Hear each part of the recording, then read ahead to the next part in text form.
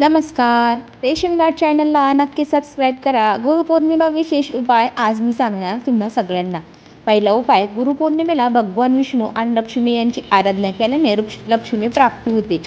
आणि आपण गरिबांना पिवळे वस्त्र, अन्न, केसर, लाडू झाला, मोतीचूरचा असे काही पदार्थ जर आपण गरिबांना दान केले तर थेट आपल्या विष्णूंचा प्रसाद सगळ्यांनापर्यंत पोहोचतो. आपली माता लक्ष्मी आपल्यावरती प्रसन्न होते.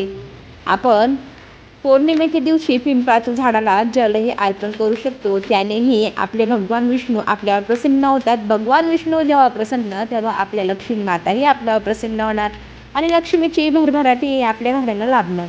पौर्णिमेला आपण हिरवे मूग पक्ष्यांना दाणे घालू शकतो. त्यानेही आपण श्रीमंत होऊ शकतो. उंबरठ्याला हळदीचं लेपन करावं, फूल अर्पण करावा, ज्याने आपली कुलदेवीही प्रसन्न होते. आपण पुन्हा भेटू. धन्यवाद.